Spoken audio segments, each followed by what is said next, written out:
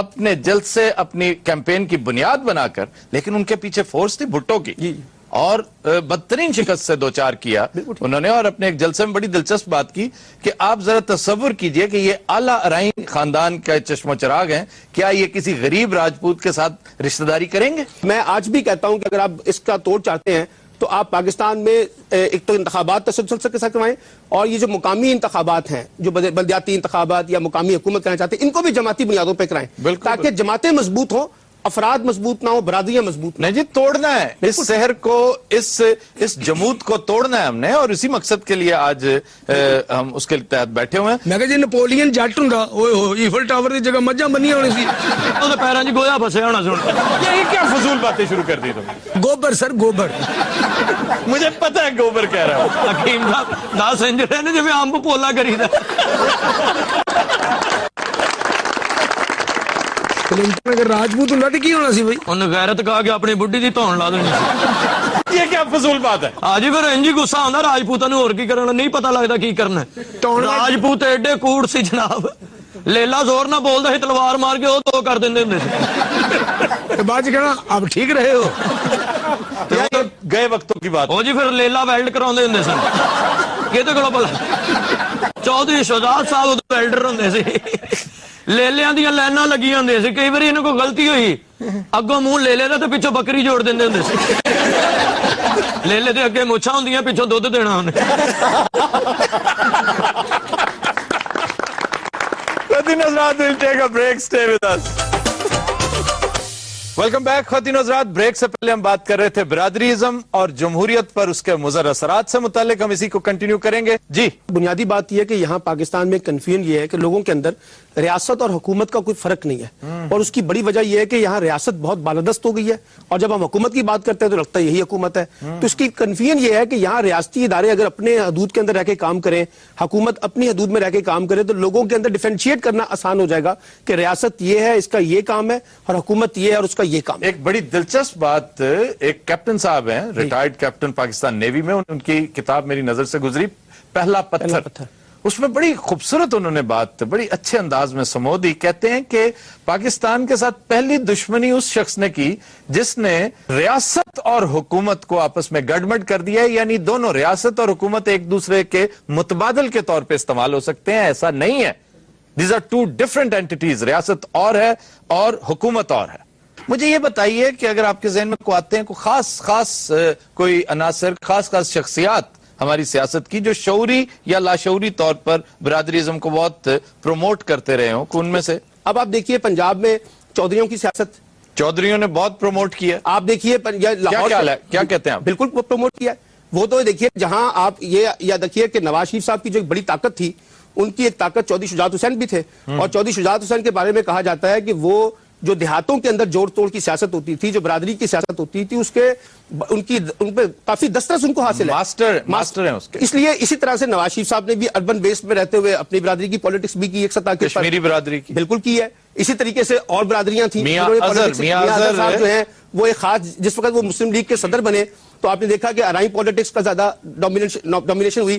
تو ہمارے ہاں جو لیڈرشپ رہی ہے انہوں نے کی ہے، اور یہ آپ سندھ کے اندر بھی دیکھ لیں، جو سندھ کی برادریاں ہیں۔ اچھا، وہاں ایک سنا ڈیفرنٹ پیٹرن ہے سندھ میں، وہ کیا ہے؟ دیکھیے سندھ کا تو ایک فیوڈل پیٹرن ہے نا، خاص طور پہ جو فیوڈلز ہیں وہاں پہ، ان کا تو ایک موروثی پولیٹکس کا مسئلہ ہے۔ وہاں جو پیر پگاڑا کی فیملی ہوگی، جو وہاں سومرو صاحب کی فیملی ہوگی، وہاں جو دوسرے بڑے عناصر ہیں ان کی فیملی ہے، وہ ایک فیملی ٹرینڈ کے ساتھ پولیٹکس چل رہی ہے تو وہ بھی برادری کے ساتھ ایک خاندانی نظام کے ساتھ چل رہی ہے۔ ٹرائبل بھی ہے، وہ بعض علاقے جو ہیں ان کے جو جیکپا بات وغیرہ ہے اس میں ٹرائبل آ جاتے ہیں، لیکن یہاں کی جو ہے، یہاں تو آپ نے اس کو ایک سپیس زیادہ دی ہے نا، نئے لوگوں کو موقع دیا اپنی برادری کے اندر۔ سندھ کے اندر نئے لوگ جو ہے اس طرح سے کم آئے ہیں، وہ ایک خاص خاندانی پس منظر کے ساتھ رہتے ہوئے ایک خاندانی تناظر میں لوگ نکلے ہیں۔ اسی وجہ سے جو پاکستان میں جب آپ یہ بات کر رہے ہیں برادری سیاست کی، تو ایک اور لفظ جو ہم کرتے ہیں کہ جو موروثی سیاست ہے، وہ آپ دیکھیے تو آپ کو سندھ کے اندر، آپ کو بلوچستان کے اندر اور آپ کو سرحد کے اندر زیادہ ڈومیننٹ نظر آتی ہے۔ پنجاب میں بھی ہے، لیکن ان 3 صوبوں میں یہ زیادہ ہمیں نظر آتی ہے۔ کیا آپ کو یہ ذلت نظر نہیں آتی کہ آپ کی سیاسی جماعتیں جو ہیں یہ موروثی سیاست سے اٹی پڑی ہیں؟ دیکھیے اس کی وجہ یہ ختم نہیں ہوگا، جمہوریت کا چہرہ کبھی نہیں آفتاب صاحب، یہ دیکھیے کہ پاکستان میں سیاسی جماعتوں کو کبھی کام کرنے کا موقع نہیں ملا، اس لیے سیاسی جماعتیں تو ریموٹ کنٹرول کے ذریعے چلائی گئی ہیں، اور کبھی وہ پس پردہ قوتیں چلاتی ہیں, کبھی یہاں سیاسی جماعتوں کے اندر جو قیادت ہوتی ہے, جو آ کے قابض ہو جاتی ہے, وہ چلاتی ہے. آپ دیکھیے سیاسی جماعتوں میں تو انتخابات نہ کروانے کا رجحان بھی موجود ہے. اس لیے میں یہ سمجھتا ہوں کہ سیاسی جماعتوں کو اگر کنٹینیوشن کے ساتھ جیسے جمہوریت چلتی رہتی, انتخابات ہوتے رہتے, سیاسی جماعتیں بھی تسلسل چلتی رہتی, تو اس سے فرق پڑتا. بدقسمتی یہ ہے کہ یہاں تو ہم نے سیاسی جماعتوں کے اندر توڑ پھوڑ کی ہے. ہم نے ایک سیاسی جماعت میں سے 4 جماعتیں نکالی ہیں. تو اس طرح سے جب سیاسی جماعتوں کے ساتھ ہم کریں گے تو پھر سیاسی جماعتیں تو کمزور ہوں گی, برادریاں زیادہ مضبوط ہوں گی. برادری ازم کے ہی بارے میں انجلینا جولی کا بھی کہنا یہ تھا. انجلینا جولی نو چھڈو, مولانا فضل الرحمان صاحب دا سوچو جا کے, اور جا کے دکان اپنی سامبو, تہاڈا سامان باہر سٹن رہے نے. آپ نے مولانا فضل الرحمان کی فکر کریں, واقعی آپ کیا انجلینا جولی کے پیچھے؟ انہوں نے کہا جی نواں وزیر اعظم لے 250 دا ملدا اتھوں. نواب وزیر اعظم کیا وہ چائنا سے امپورٹ کریں گے لائٹ جلنے والا؟ ہاں جی ہاں جی. کہہ رہے ہیں کہ وزیر اعظم فوراً تبدیل کرنا چاہیے. تو وزیر اعظم ہے, کوئی بچے کی نیپی تھوڑی ہے منٹ میں فوراً تبدیل. ویسے ہے صاحب تہاڈا نیپی والا ہی ہے. آپ ان کے کہنے پر جائیں گے تو وہ کیا کریں گے؟ پریٹی زینٹا کو وزیر اعظم لگا دیں گے, مسرت شاہین کو وزیر اعظم لگا دیں گے. آپ کو ان بات کی سنیں, باتوں کوئی کو جینڈر مت کا تو خیال رکھیں. آپ کو آخر خواتین کی کیوں سوچ؟ تسی یہ دیکھو کہ کھجڑ کنے ہوئے نے. پریٹی زنٹا دا بھی پتا تو مسرت شاہین دا بھی پتا. انہاں دا تسی جوڑ میل دیکھو تسی. حد ادب گستاخ آفتاب. تانوں کیا یہ آپ نے کیا کہا؟ حد ادب گستاخ آفتاب. اسے کہتے ہیں 2 تیر سے 1 شکار. ایک تیر سے 2 شکار ہوتا ہے. چلو جو بھی تایا غلطی ہو گئی. لو تایا یعنی اسٹوڈنٹ بن گئے آپ. میں یہ کہہ رہا تھا اچھا کہ بولن انجینئرنگ بھی ٹیکا لوایا ہوگا. میں تمہارے منہ نہیں لگتا, اور چٹ کبری سنڈی میں ان سے بات کر رہا ہوں. آپ کیوں carry on your show؟ بڑا کھجڑ ہوئے نے, میں نہیں دسیا تو. اور 2 منہ والے سام منہ بند کر. تم اچھا دونوں بات کو کرنے ملا. دو یار, پلیز پلیز. میں یہ کہہ رہا تھا کہ یہ برادری ازم یہاں کا ہی مسئلہ نہیں بلکہ ویسٹ میں بھی یہ مسئلہ ہے. جب میں نے انجلینا جولی سے بات کی تو انہوں نے کیا شاہ جی اپنی عمر ویک کے گل کرو. behave yourself نیولے. اچھا آپ اسے یہ کیوں کہتے ہیں نیولے اور سانپ, اور یہ آپ سنیاسی تو او نہیں جی نہیں, مداری اگے بھی بہندے رہے نے نا. لڑیں گا کہنا نہیں جی دوڑاں گا. تو میں کہہ یہ رہا تھا کہ یہ بات میں نے انجلینا کے ساتھ بھی ڈسکس کی تھی, تو اس نے کہا تھا کہ سوری گیلانی صاحب, ہم تو صرف اپنے خاندان میں ہی شادی کرتے ہیں. نہیں تو آپ نے کیا کہا اس سے؟ تو میں نے تو چلیں جو بھی کہا. نہیں آپ بتائیں, تو اسے کلیئر کریں کہ آپ نے انجلینا جولی سے شادی کے حوالے سے کوئی بات کی؟ کوئی ایسی بات نہیں کی نہیں, سر آپ کے ذہن میں انجلینا سے شادی کرنے کا خیال ہی کیوں آ گیا؟ تو کیا اس کی نانی اس کو پروپوز کرتا؟ بندا تہاڈا اوتھے ہی سی. سر برادری ازم تے گل ہو رہی ہے, رومانٹک ازم تے نہیں ہو رہی. رومانٹک ازم نہیں ہوتا, رومانٹسزم ہوتا ہے. ہلو اسی تے پھس جانے گل کر کے. ان کو آپ چولزم سمجھیں. سر جی عالم فاضل دوست ساڈے بیٹھے نے, پڑھے لکھے نے ماشاءاللہ.